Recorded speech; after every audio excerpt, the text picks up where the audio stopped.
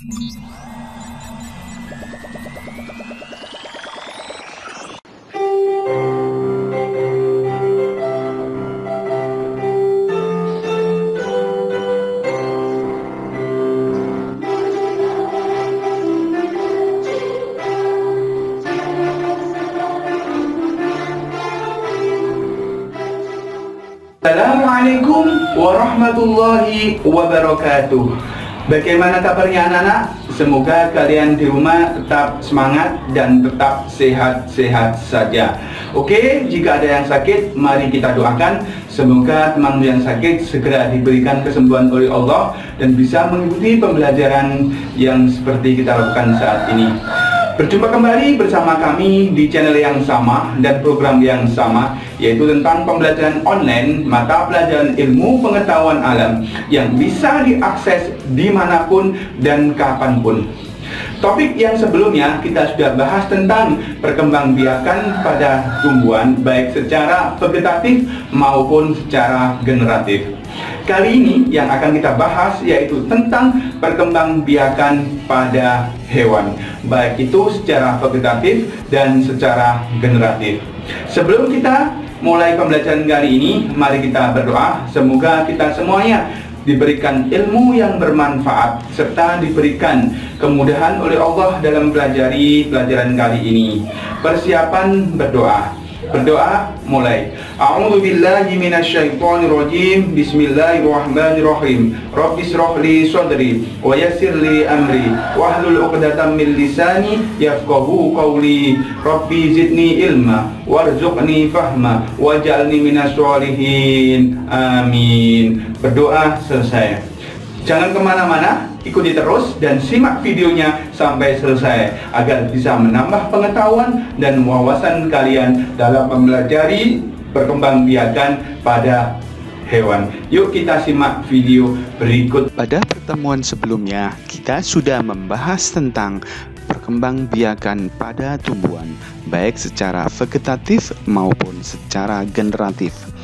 Berikut ini yang akan kita bahas yaitu tentang perkembangbiakan pada hewan yang dilakukan secara generatif maupun vegetatif. Materi ini berada di mata pelajaran ilmu pengetahuan alam kelas 9 semester 1. Materi ini berada di kompetensi inti dan kompetensi dasar yang tercantum berikut ini.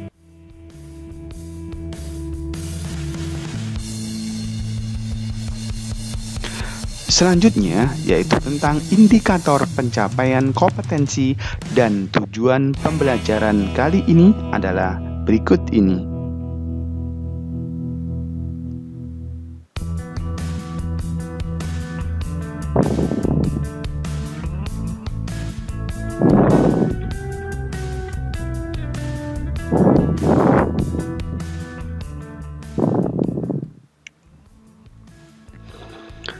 Berikut ini saya jelaskan tentang perkembangbiakan pada hewan.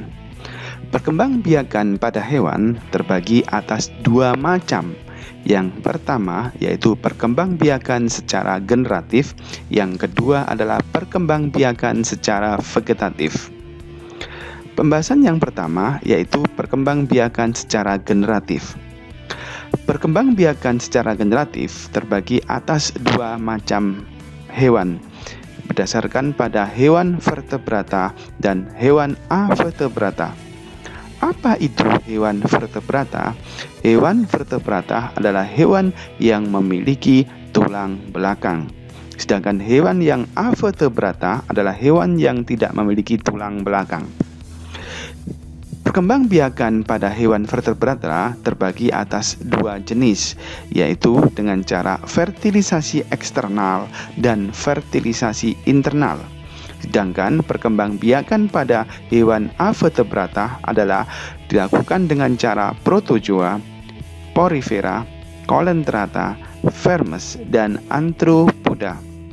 Sedangkan perkembangbiakan pada vegetatif terdiri atas 4 macam, yaitu dengan cara membelah diri, dengan cara fragmentasi, dengan cara pembentukan tunas, dan yang terakhir dengan cara sporulasi. Berikut ini penjelasan tentang perkembangbiakan secara vegetatif pada hewan. Yang pertama adalah dengan cara membelah diri. Perkembangbiakan secara vegetatif dengan cara membelah diri ini biasanya dilakukan oleh hewan amoeba, paramecium, dan auklena. Reproduksi dengan cara membelah diri terjadi pada hewan-hewan tersebut. Proses pembelahan diawali dengan proses pembelahan inti sel menjadi dua. Kemudian diikuti pembelahan sitoplasma menjadi dua bagian yang masing-masing menyelubungi masing-masing nukleus tersebut. Selanjutnya, bagian tengah sitoplasma menyempit dan diikuti pemisahan yang membentuk dua individu. Pada saat keadaan lingkungan kurang menguntungkan, biasanya amoeba akan melindungi diri dengan membentuk kista yang berdinding sangat kuat. Di dalam kista tersebut, amoeba membelah diri berulang-ulang menghasilkan banyak individu baru dengan ukuran yang lebih kecil. Ketika kondisi lingkungan membaik, dinding kista akan terpecah dan individu baru akan keluar serta tumbuh dan berkembang menjadi amoeba dewasa. Selanjutnya, perkembangbiakan cara vegetatif pada hewan yang kedua adalah dengan cara fragmentasi. Pada fragmentasi ini, individu baru terbentuk dari potongan tubuh induknya. Jadi fragmentasi adalah bentuk reproduksi aksesual atau cloning di mana organisme memecah diri menjadi fragmen-fragmen. Masing-masing fragmen atau potongan tubuh akan tumbuh dan berkembang menjadi individu baru. Contohnya pada cacing planaria, seperti yang ada pada gambar di samping ini. Berikutnya, yang ketiga, yaitu perkembangbiakan vegetatif yang dilakukan oleh hewan, yaitu dengan cara pembentukan tunas. Tunas adalah cara perkembangbiakan di mana individu baru merupakan bagian tubuh dari induk yang terlepas, kemudian tumbuh. Perkembangbiakan ini biasanya dilakukan oleh hidra. Dimulai dengan munculnya tunas kecil atau kuncup pada hidra dewasa. Tunas kecil tersebut akan bertumbuh dan berkembang menjadi organisme baru yang melekat pada hidra dewasa sebagai induk atau yang ditandai dengan munculnya tentakel dan mulut. Setelah cukup besar, tunas akan melepaskan diri dari induknya.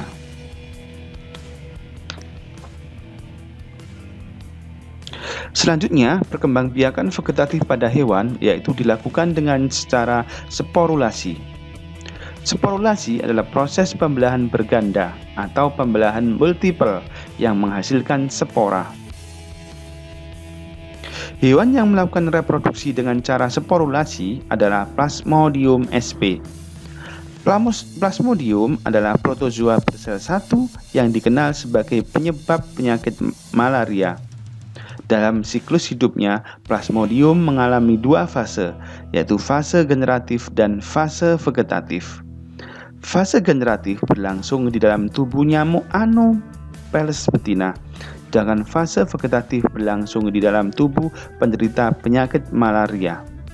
Berikut ini saya sampaikan siklus pada sporulasi yang dilakukan oleh Plasmodium sp. Yang pertama, urutan nomor 1 sampai nomor 4 ini disebut multiplikasi sel.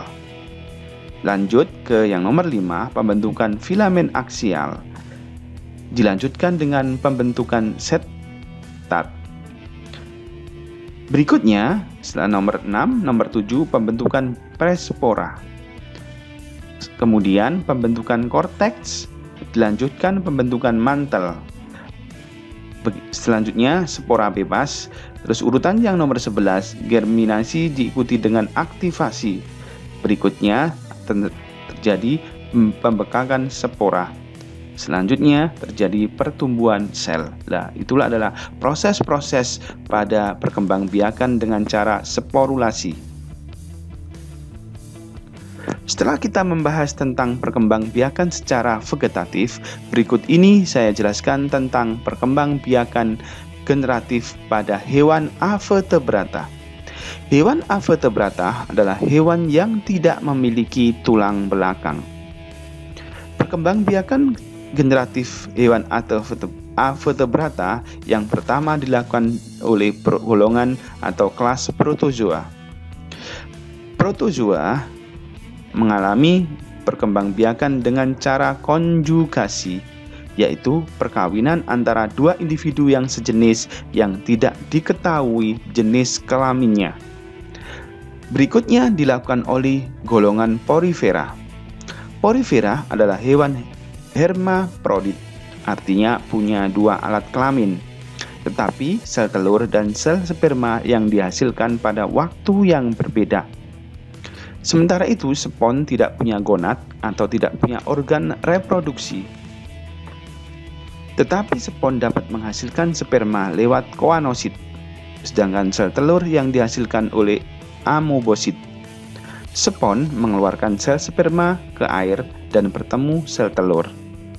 Sel telur yang berfertilisasi berenang mencari tempat untuk menempel dan tumbuh menjadi individu baru. Berikut ini agar lebih kalian tahu apa itu porifera dan protozoa, silakan lihat dengan seksama gambar yang ada di samping ini. Selanjutnya, perkembangbiakan generatif hewan avertebrata yaitu golongan Coelenterata. Coelenterata bersifat hemaprodit, artinya memiliki dua alat kelamin, contohnya adalah hidra. Berbeda dengan porifera, ovum pada hidra dapat dibuai oleh sperma yang dihasilkan oleh individu yang sama. Jadi, hidra dapat terjadi pembuahan sendiri. Berikutnya nomor 4, yaitu perkembangbiakan generatif hewan avertebrata, yaitu dilakukan oleh golongan atau kelas Vermes. Salah satu contoh dari Vermes adalah cacing tanah. Cacing tanah bersifat hemaprodit, namun cacing tanah tidak dapat terjadi pembuahan sendiri. Kenapa demikian? Karena masaknya ovum, pendewasaan ovum dan sperma tidak terjadi secara bersamaan dan tidak ada saluran yang menghubungkan antara ovarium dan testis. Sedangkan hewan yang nomor 5 yaitu golongan atau kelas Arthropoda. Salah satu contoh arthropoda adalah hewan berbuku-buku seperti udang yang bersifat gonokoristik, artinya alat reproduksi jantan dan betinanya terpisah pada dua individu yang berbeda.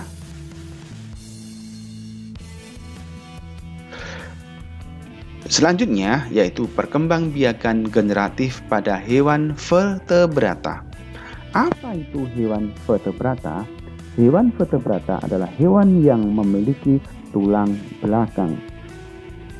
Pada vertebrata, reproduksi hanya terjadi secara generatif. Semua hewan yang termasuk golongan vertebrata bersifat gonokoristik. Berdasarkan tempat terjadinya pembuahan dibedakan menjadi dua macam, yaitu pembuahan luar atau yang disebut dengan fertilisasi eksternal dan pembuahan dalam atau yang disebut dengan fertilisasi internal. Fertilisasi internal atau pembuahan luar adalah pertemuan antara sperma dan ovum terjadi di luar tubuh induk betina, tepatnya ada di dalam air. Hewan yang melakukan fertilisasi eksternal menghasilkan sperma atau ovum dalam jumlah yang sangat banyak. Hal ini dilakukan untuk mengatasi banyaknya hambatan yang merintangi terjadinya pembentukan sperma dan ovum. Hal-hal yang tidak menguntungkan bagi terjadinya fertilisasi eksternal antara lain: 1. Arus yang terlalu deras. Hewan pemakan telur atau disebut predator. Yang ketiga, pelepasan ovum dan sperma dalam waktu yang tidak bersamaan, atau ovum sudah mati karena kondisi lingkungan yang tidak menguntungkan sebelum bertumbuhnya sperma. Fertilisasi eksternal ini terjadi pada anggota vertebrata yang termasuk golongan Pisces dan golongan amfibi atau golongan ikan dan golongan katak. Berikutnya yang kedua yaitu fertilisasi internal. Fertilisasi internal atau pembuahan yang ada dalam adalah pertemuan antara sperma dan ovum terjadi di dalam tubuh induk betina yang disebut dengan saluran oviduk atau saluran tuba Fallopi. Fertilisasi internal terjadi pada anggota kelas reptilia atau hewan melata, aves golongan burung, dan golongan mamalia atau hewan yang menyusui.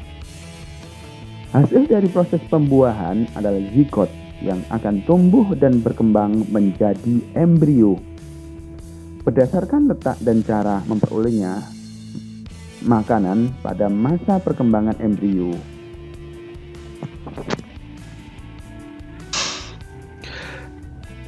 Berikut ini adalah pembagian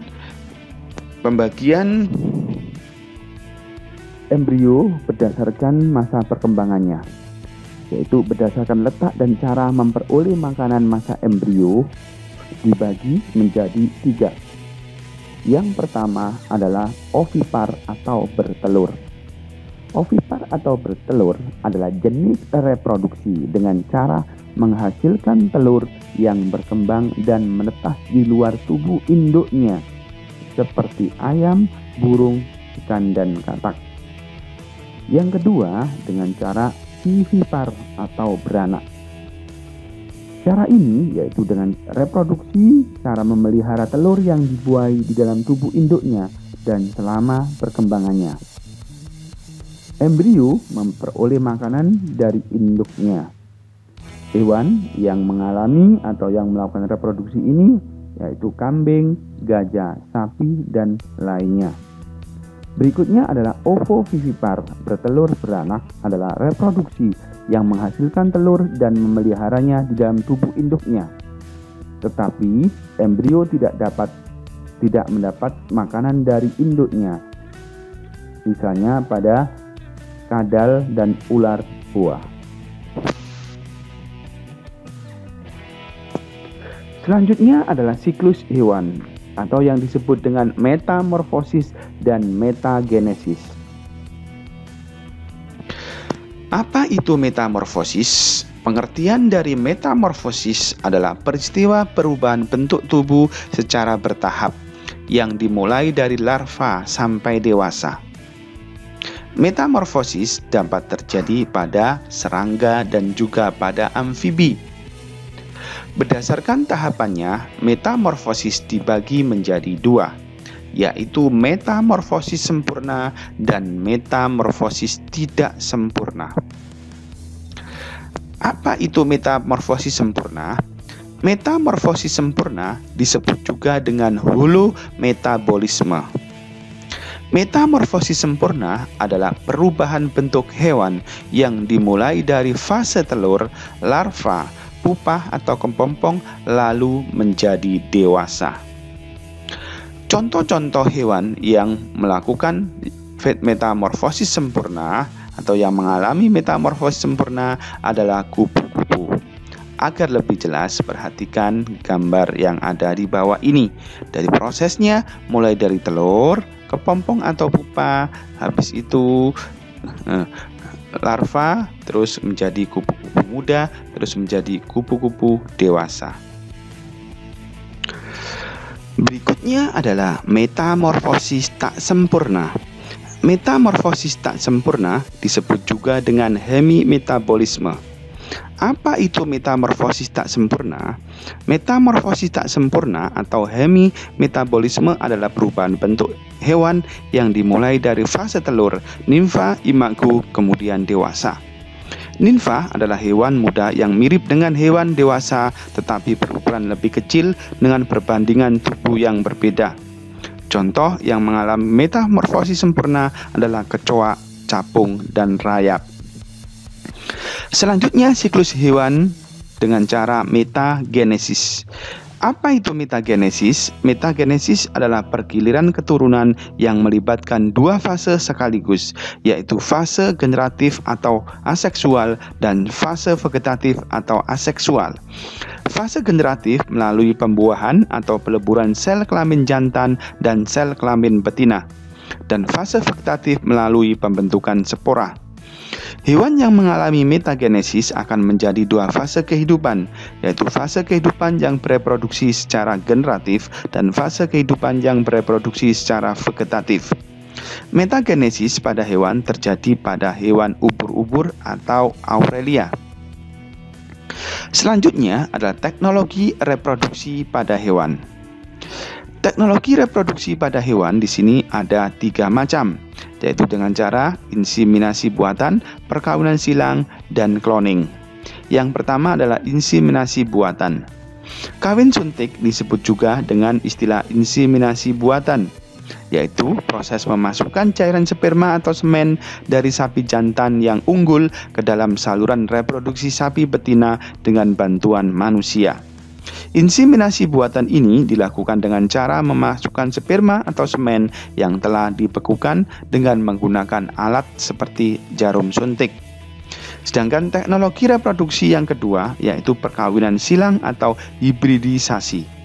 Perkawinan silang atau hibridisasi adalah perkawinan dua hewan yang berlainan varietas dalam satu spesies. Teknik ini dilakukan dengan memperhatikan sifat-sifat yang baik dari individu yang disilangkan. Pembastaran atau perkawinan silang merupakan cara sederhana dan cara yang paling mudah untuk mendapatkan bibit unggul. Namun selain punya keunggulan dan kemudahan, perkawinan silang ini juga memiliki kelemahan. Kelemahan dari sistem pembastaran atau kawin silang dapat dilakukan hanya antar varietas dalam satu jenis. Contohnya perkawinan silang antara kambing PE, peranakan Etawa. Berikutnya yang ketiga, teknologi reproduksi pada hewan yaitu cloning. Cloning proses untuk menggantikan sel telur dengan sel somatis dan diberi kejutan listrik hingga sel tersebut berkembang biak. Kemudian setelah berhasil berubah menjadi embrio, maka embrio tersebut ditanamkan pada rahim hewan betina, dan anak yang dihasilkan tersebut akan sangat mirip dengan induk yang diambil inti somatisnya. Berikut tadi adalah penjelasan tentang perkembangbiakan pada hewan secara vegetatif dan generatif. Selanjutnya adalah tugas untuk kalian. Dengan lain, tujuan untuk mengetahui seberapa pemahaman kalian mulai dari awal hingga akhir tadi. Ambil buku tulis dan buku, pulpen, serta yang lainnya. Yang pertama, jelaskan proses perkembangbiakan vegetatif pada hewan dengan cara fragmentasi dan sporulasi. Soal nomor 2, bagaimana proses perkembangbiakan paramecium dan kelas Vermes. Yang ketiga, berdasarkan letak dan cara memperoleh makanan pada perkembangan embrio serta wujud embrio pada waktu keluar dari induknya terbagi atas 3 macam. Jelaskan. Yang keempat, jelaskan perbedaan metamorfosis dan metagenesis. Yang kelima, gambarkan proses metamorfosis sempurna dan metamorfosis tidak sempurna. Nah, itu tugas untuk kalian untuk dikerjakan di rumah. Ingat, tetap semangat dan rajin belajar. Bagaimana tentang materi tadi? Ada yang belum dipahami? Ya, saya kira kalian paham semuanya jika kalian benar-benar memperhatikan dan menyimak video dari awal hingga akhir. Namun, jika ada yang belum dipahami, bisa Anda tuliskan pertanyaan di kolom komentar yang ada di bawah video ini. Dari saya, mari kita tutup dengan berdoa agar kita semuanya diberikan ilmu yang bermanfaat. Persiapan berdoa. Berdoa mulai. A'udzubillahi minasyaitonirrajim. Bismillahirrahmanirrahim. Allahumma inni astaudiuka ma 'allamtanihi wardudhu ilayya indaka hajati wa la tansanihi ya rabbal alamin. Subhanakallahumma wa bihamdika asyhadu an la ilaha illa anta astaghfiruka wa atubu ilaik. Dari saya cukupkan sekian. Saya akhiri. Assalamualaikum warahmatullahi wabarakatuh.